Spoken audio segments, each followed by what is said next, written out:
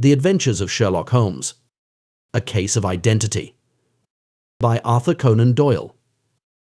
"My dear fellow," said Sherlock Holmes as we sat on either side of the fire in his lodgings at Baker Street, "life is infinitely stranger than anything which the mind of man could invent. We would not dare to conceive the things which are really mere commonplaces of existence. If we could fly out of that window hand in hand, hover over this great city, gently remove the roofs, and peep in at the queer things which are going on, the strange coincidences, the plannings that cross purposes, the wonderful chains of events working through generations and leading to the most outre results. It would make all fiction with its conventionalities and foreseen conclusions most stale and unprofitable."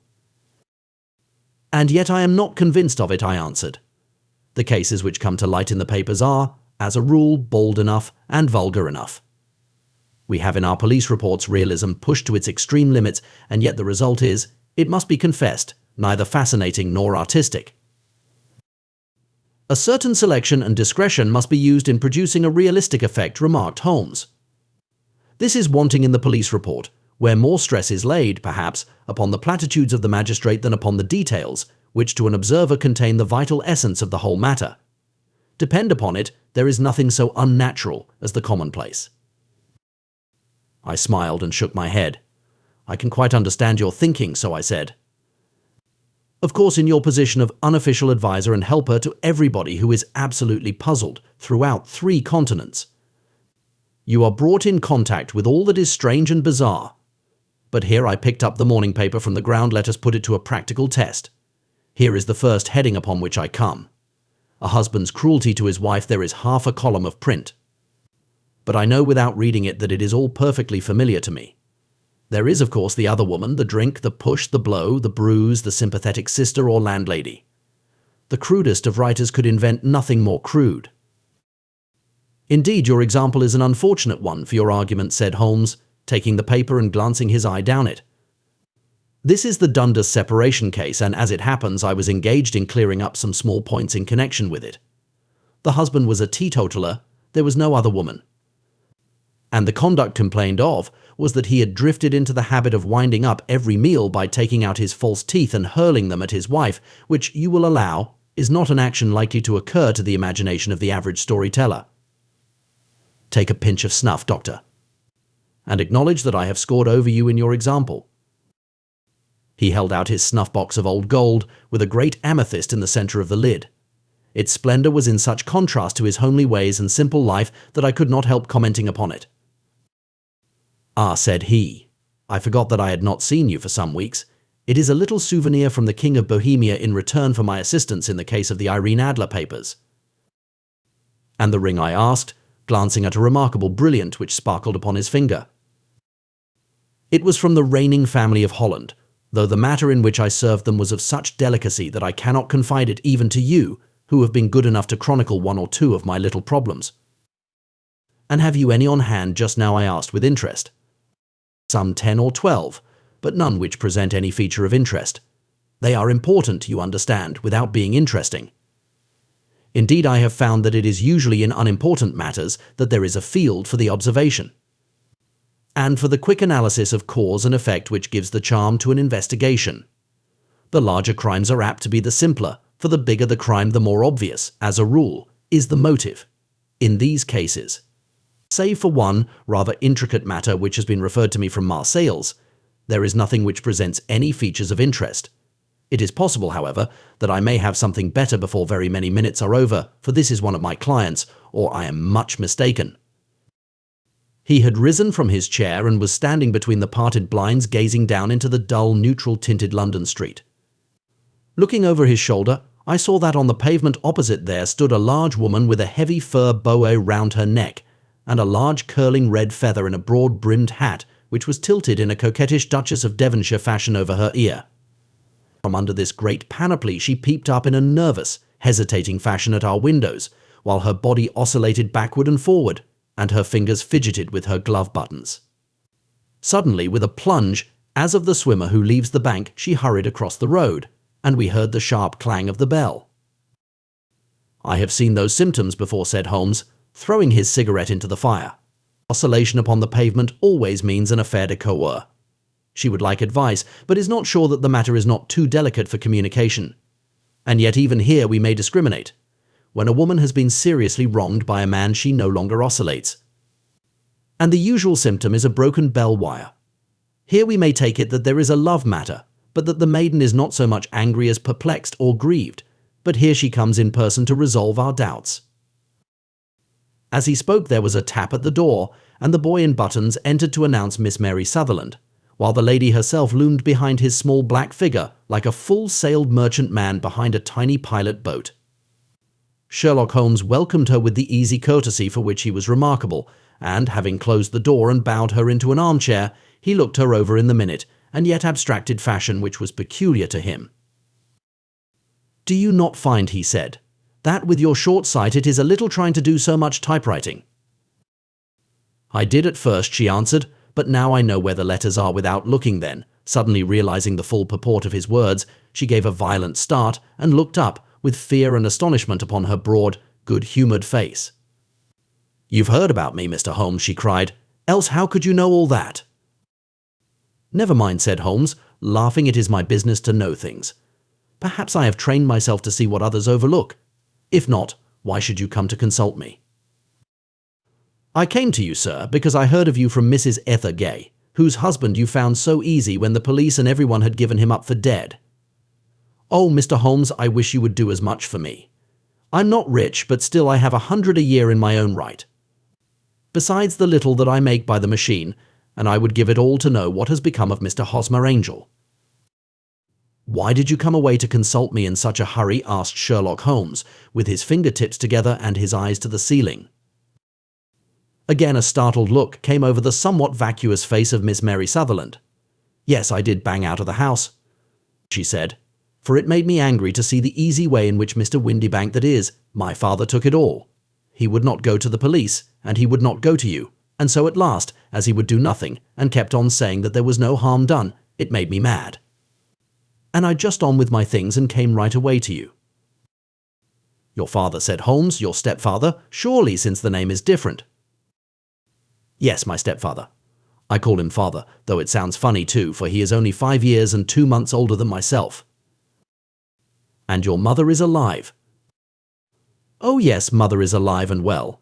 I wasn't best pleased, Mr. Holmes, when she married again so soon after father's death, and a man who was nearly 15 years younger than herself.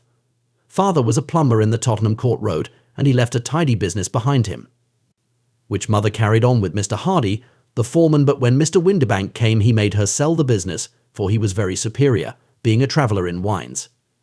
They got PS 4,700 for the goodwill and interest, which wasn't near as much as father could have got if he had been alive." I had expected to see Sherlock Holmes impatient under this rambling and inconsequential narrative, but on the contrary he had listened with the greatest concentration of attention. "Your own little income," he asked, "does it come out of the business?" "Oh no, sir. It is quite separate, and was left me by my Uncle Ned in Auckland. It is in New Zealand stock, paying 4.5%. £2,500 was the amount, but I can only touch the interest." "You interest me extremely," said Holmes. "And since you draw so large a sum as 100 a year, with what you earn into the bargain, you no doubt travel a little and indulge yourself in every way. I believe that a single lady can get on very nicely upon an income of about PS 60. I could do with much less than that, Mr. Holmes, but you understand that as long as I live at home I don't wish to be a burden to them, and so they have the use of the money just while I am staying with them." "Of course." "That is only just for the time. Mr. Windibank draws my interest every quarter and pays it over to mother, and I find that I can do pretty well with what I earn at typewriting. It brings me 2d. a sheet, and I can often do from 15 to 20 sheets in a day." "You have made your position very clear to me," said Holmes. "This is my friend Dr. Watson, before whom you can speak as freely as before myself. Kindly tell us now all about your connection with Mr. Hosmer Angel." A flush stole over Miss Sutherland's face, and she picked nervously at the fringe of her jacket. "I met him first at the gasfitter's ball," she said. "They used to send father tickets when he was alive, and then afterwards they remembered us and sent them to mother. Mr. Windibank did not wish us to go. He never did wish us to go anywhere. He would get quite mad if I wanted so much as to join a Sunday school treat. But this time I was set on going, and I would go. or what right had he to prevent? He said the folk were not fit for us to know when all father's friends were to be there. And he said that I had nothing fit to wear when I had my purple plush that I had never so much as taken out of the drawer.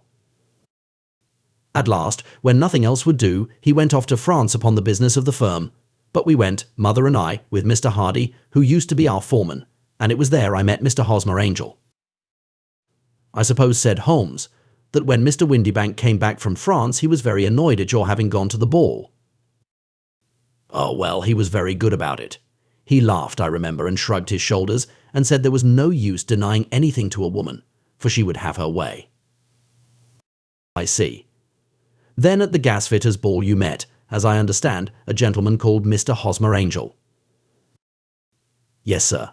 I met him that night, and he called next day to ask if we had got home all safe, and after that we met him, that is to say, Mr. Holmes, I met him twice for walks, but after that father came back again, and Mr. Hosmer Angel could not come to the house any more. No. Well, you know father didn't like anything of the sort. He wouldn't have any visitors if he could help it, and he used to say that a woman should be happy in her own family circle.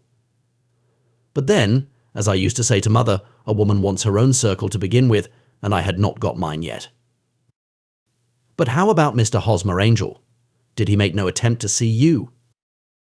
Well, father was going off to France again in a week, and Hosmer wrote and said that it would be safer and better not to see each other until he had gone. We could write in the meantime, and he used to write every day. I took the letters in the morning, so there was no need for father to know. Were you engaged to the gentleman at this time? Oh, yes, Mr. Holmes. We were engaged after the first walk that we took. Hosmer Mr. Angel was a cashier in an office in Leadenhall Street and... What office? That's the worst of it, Mr. Holmes, I don't know. Where did he live, then? He slept on the premises. And you don't know his address? No, except that it was Leadenhall Street. Where did you address your letters, then? To the Leadenhall Street post office, to be left till called for. He said that if they were sent to the office he would be chaffed by all the other clerks about having letters from a lady, so I offered to typewrite them, like he did his, but he wouldn't have that. For he said that when I wrote them they seemed to come from me, but when they were typewritten he always felt that the machine had come between us. That will just show you how fond he was of me, Mr. Holmes, and the little things that he would think of. It was most suggestive, said Holmes.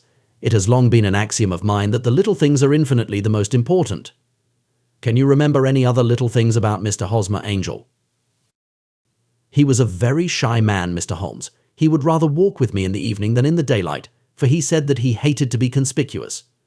Very retiring and gentlemanly he was. Even his voice was gentle. He'd had the quinsy and swollen glands when he was young, he told me. And it had left him with a weak throat and a hesitating, whispering fashion of speech. He was always well dressed, very neat and plain, but his eyes were weak, just as mine are, and he wore tinted glasses against the glare. Well, and what happened when Mr. Windybank, your stepfather, returned to France? Mr. Hosmer Angel came to the house again and proposed that we should marry before father came back. He was in dreadful earnest and made me swear, with my hands on the testament, that whatever happened I would always be true to him. Mother said he was quite right to make me swear, and that it was a sign of his passion. Mother was all in his favour from the first and was even fonder of him than I was. Then, when they talked of marrying within the week, I began to ask about father, but they both said never to mind about father, but just to tell him afterwards. And mother said she would make it all right with him. I didn't quite like that, Mr. Holmes. It seemed funny that I should ask his leave, as he was only a few years older than me, but I didn't want to do anything on the sly, so I wrote to father at Bordeaux, where the company has its French offices, but the letter came back to me on the very morning of the wedding. It missed him then. Yes, sir, for he had started to England just before it arrived. Ha! That was unfortunate. Your wedding was arranged then for the Friday. Was it to be in church? Yes, sir, but very quietly. It was to be at St. Saviour's near King's Cross, and we were to have breakfast afterwards at the St. Pancras Hotel. Hosmer came for us in a hansom, but as there were two of us he put us both into it and stepped himself into a four-wheeler, which happened to be the only other cab in the street. We got to the church first, and when the four-wheeler drove up we waited for him to step out, but he never did. and when the cabman got down from the box and looked, there was no one there. The cabman said that he could not imagine what had become of him, for he had seen him get in with his own eyes. That was last Friday, Mr. Holmes. And I have never seen or heard anything since then to throw any light upon what became of him. It seems to me that you have been very shamefully treated, said Holmes. Oh, no, sir. He was too good and kind to leave me so. Why, all the morning he was saying to me that, whatever happened, I was to be true, and that even if something quite unforeseen occurred to separate us, I was always to remember that I was pledged to him. And that he would claim his pledge sooner or later. It seemed strange talk for a wedding morning, but what has happened since gives a meaning to it. Most certainly it does. Your own opinion is, then, that some unforeseen catastrophe has occurred to him. Yes, sir. I believe that he foresaw some danger, or else he would not have talked so. And then I think that what he foresaw happened. But you have no notion as to what it could have been. None. One more question. How did your mother take the matter? She was angry, and said that I was never to speak of the matter again. And your father? Did you tell him? Yes, and he seemed to think with me that something had happened, and that I should hear of Hosmer again. As he said, what interest could anyone have in bringing me to the doors of the church, and then leaving me?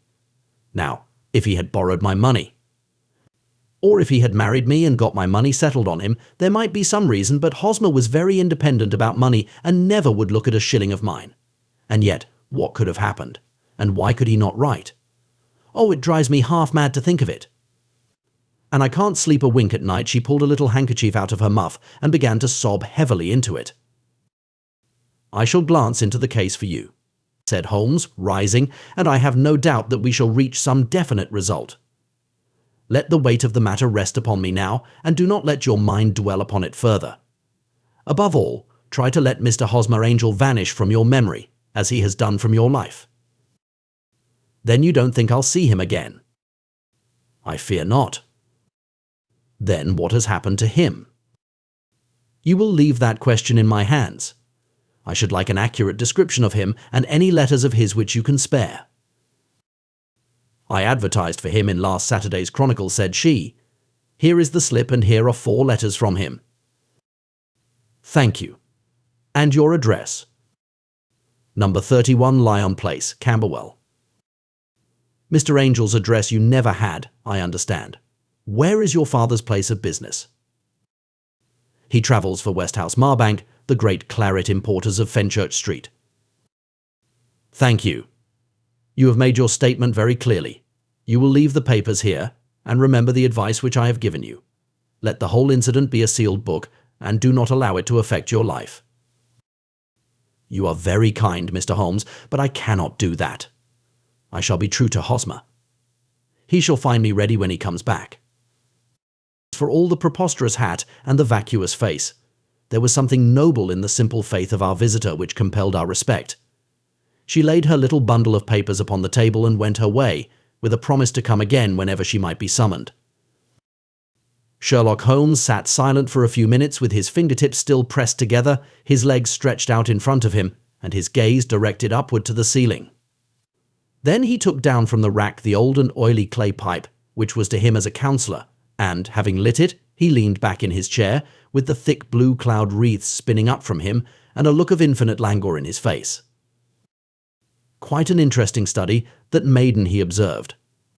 I found her more interesting than her little problem, which, by the way, is rather a trite one. You will find parallel cases, if you consult my index, in Andover in 77, and there was something of the sort at The Hague last year. Old as is the idea, however. There were 1 or 2 details which were new to me, but the maiden herself was most instructive. You appeared to read a good deal upon her which was quite invisible to me, I remarked. Not invisible but unnoticed, Watson. You did not know where to look, and so you missed all that was important. I can never bring you to realize the importance of sleeves, the suggestiveness of thumbnails, or the great issues that may hang from a bootlace. Now, what did you gather from that woman's appearance? Describe it. Well, she had a slate-coloured, broad-brimmed straw hat with a feather of a brickish red. Her jacket was black, with black beads sewn upon it, and a fringe of little black jet ornaments.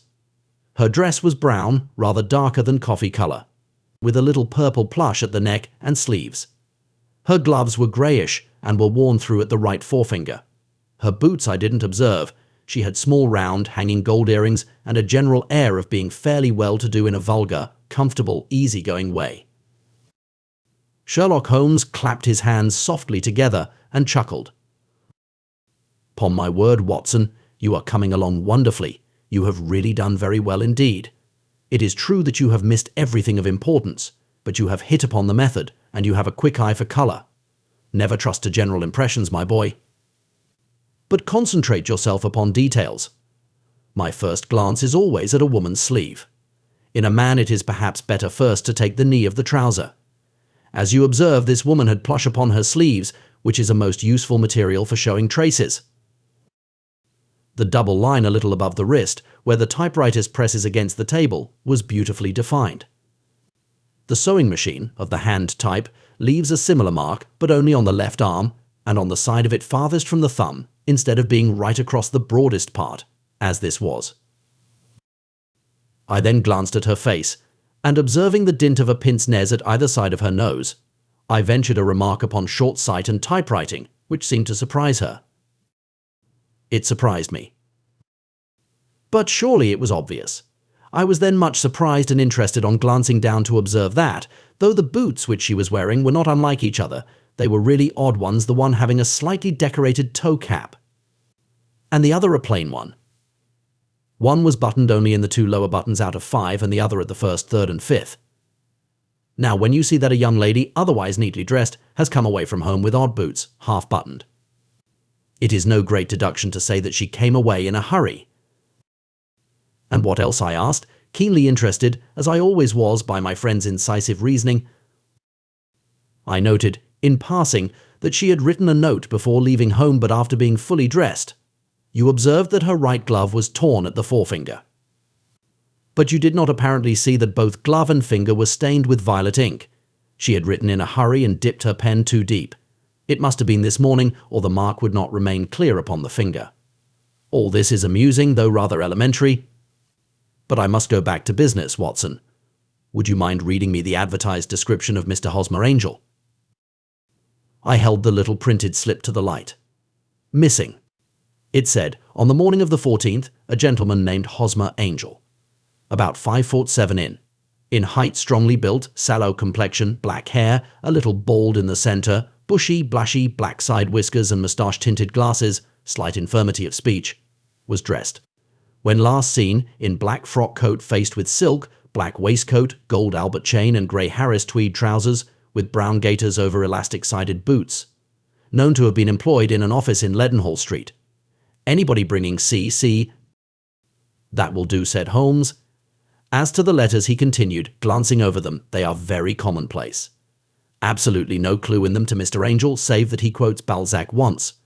There is one remarkable point, however, which will no doubt strike you. They are typewritten, I remarked. Not only that, but the signature is typewritten. Look at the neat little Hosmer Angel at the bottom. There is a date, you see, but no superscription except Leadenhall Street, which is rather vague. The point about the signature is very suggestive, in fact. We may call it conclusive. Of what? My dear fellow, is it possible you do not see how strongly it bears upon the case? I cannot say that I do, unless it were that he wished to be able to deny his signature if an action for breach of promise were instituted. No, that was not the point. However, I shall write 2 letters, which should settle the matter. One is to a firm in the city, the other is to the young lady's stepfather, Mr. Windybank, asking him whether he could meet us here at 6 o'clock tomorrow evening. It is just as well that we should do business with the male relatives. And now, Doctor, we can do nothing until the answers to those letters come, so we may put our little problem upon the shelf for the interim. I had had so many reasons to believe in my friend's subtle powers of reasoning and extraordinary energy in action that I felt that he must have some solid grounds for the assured and easy demeanor with which he treated the singular mystery which he had been called upon to fathom.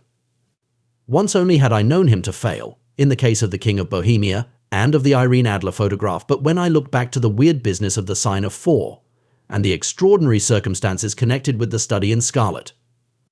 I felt that it would be a strange tangle indeed which he could not unravel.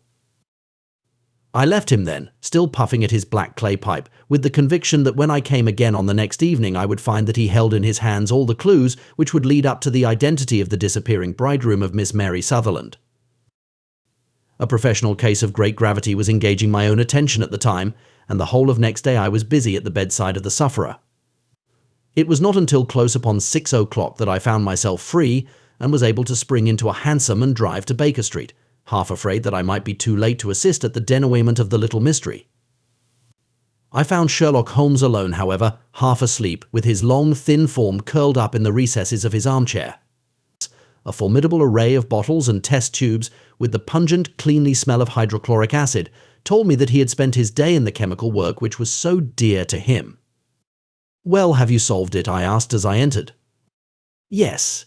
It was the bisulfate of baryta." "No, no, the mystery," I cried. "Oh, that. I thought of the salt that I have been working upon." There was never any mystery in the matter, though. As I said yesterday, some of the details are of interest. The only drawback is that there is no law, I fear, that can touch the scoundrel. Who was he, then, and what was his object in deserting Miss Sutherland? The question was hardly out of my mouth, and Holmes had not yet opened his lips to reply, when we heard a heavy footfall in the passage and a tap at the door. "This is the girl's stepfather, Mr. James Windibank," said Holmes. "He has written to me to say that he would be here at 6. Come in." The man who entered was a sturdy, middle-sized fellow, some 30 years of age, clean-shaven and sallow-skinned, with a bland, insinuating manner and a pair of wonderfully sharp and penetrating grey eyes. He shot a questioning glance at each of us, placed his shiny top hat upon the sideboard, and with a slight bow sidled down into the nearest chair. "Good evening, Mr. James Windibank," said Holmes. "I think that this typewritten letter is from you, in which you made an appointment with me for 6 o'clock. "Yes, sir." "I am afraid that I am a little late, but I am not quite my own master, you know. I am sorry that Miss Sutherland has troubled you about this little matter, for I think it is far better not to wash linen of the sort in public. It was quite against my wishes that she came. But she is a very excitable, impulsive girl, as you may have noticed, and she is not easily controlled when she has made up her mind on a point. Of course, I did not mind you so much, as you are not connected with the official police. But it is not pleasant to have a family misfortune like this noised abroad. Besides, it is a useless expense, for how could you possibly find this Hosmer angel?" "On the contrary," said Holmes quietly, "I have every reason to believe that I will succeed in discovering Mr. Hosmer Angel." Mr. Windibank gave a violent start and dropped his gloves. "I am delighted to hear it," he said. "It is a curious thing," remarked Holmes, "that a typewriter has really quite as much individuality as a man's handwriting.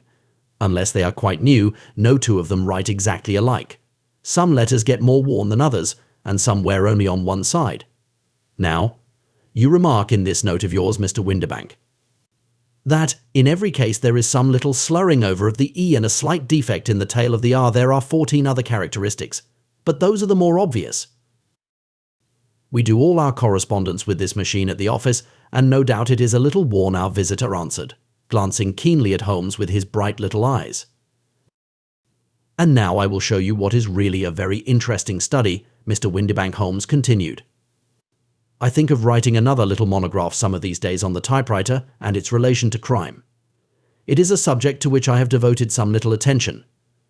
I have here 4 letters which purport to come from the missing man. They are all typewritten, in each case.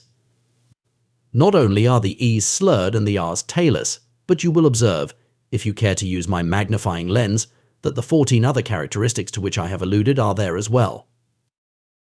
Mr. Windibank sprang out of his chair and picked up his hat. "I cannot waste time over this sort of fantastic talk, Mr. Holmes," he said. "If you can catch the man, catch him, and let me know when you have done it."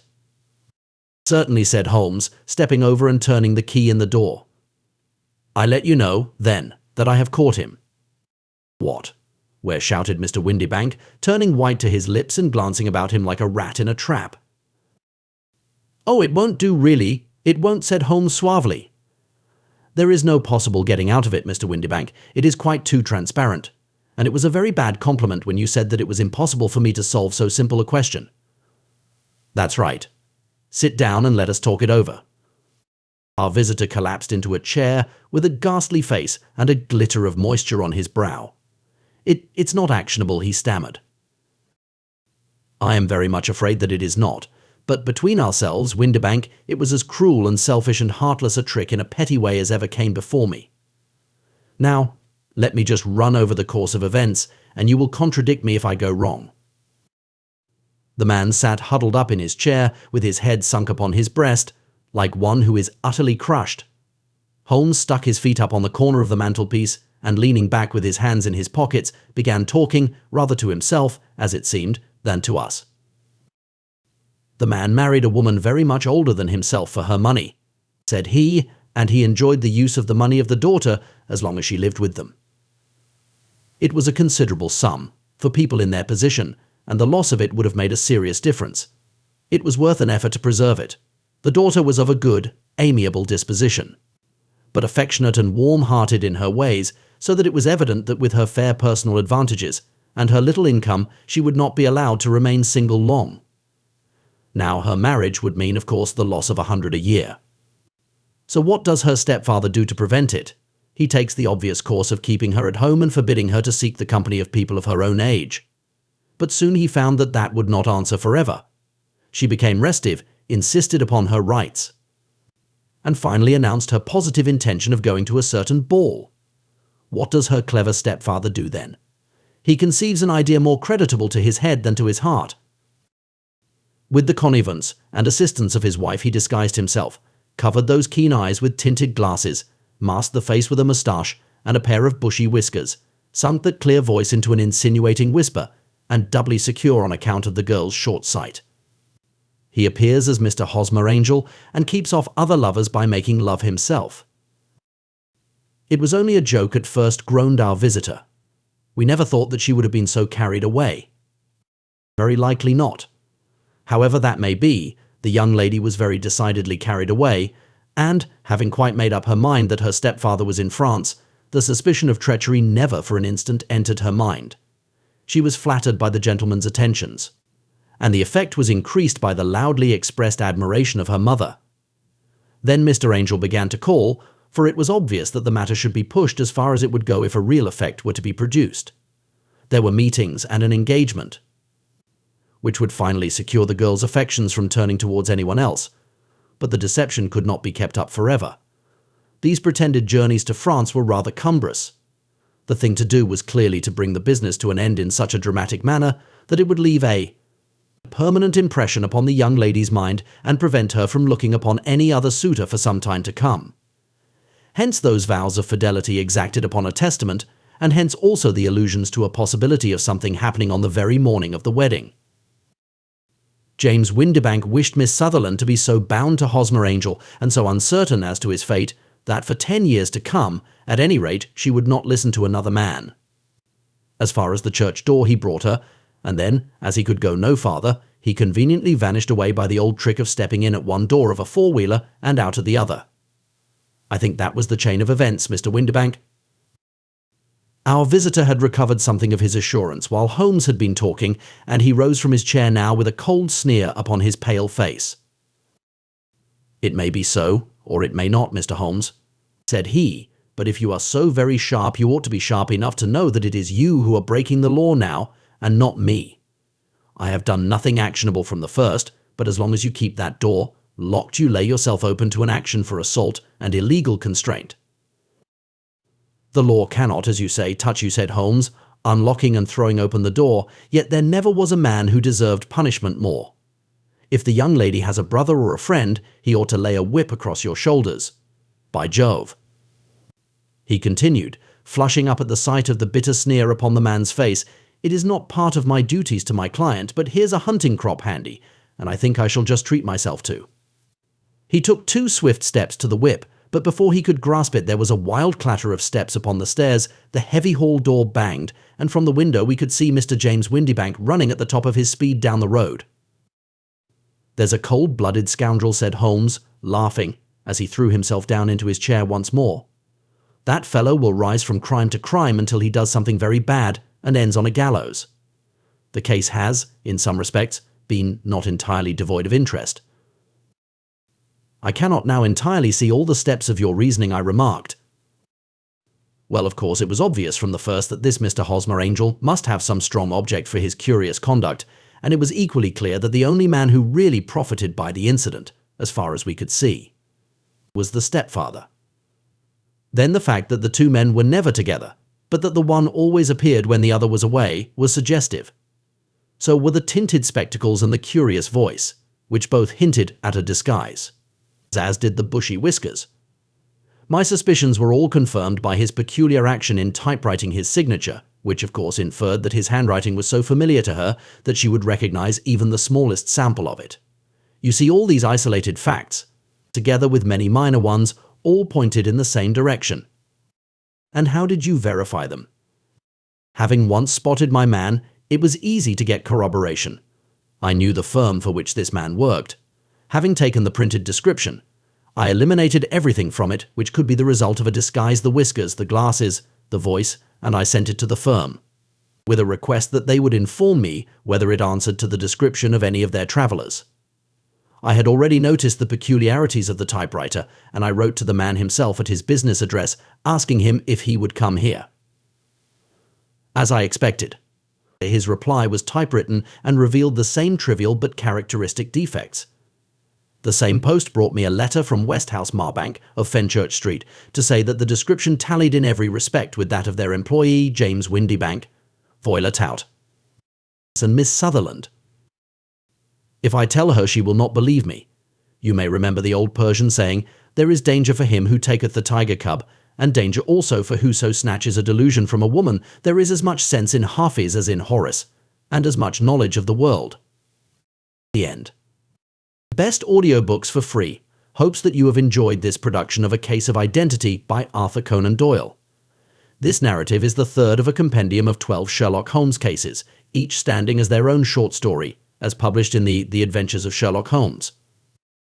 Please subscribe to our channel on YouTube and Rumble, as your subscription is the support we need to create more great free content.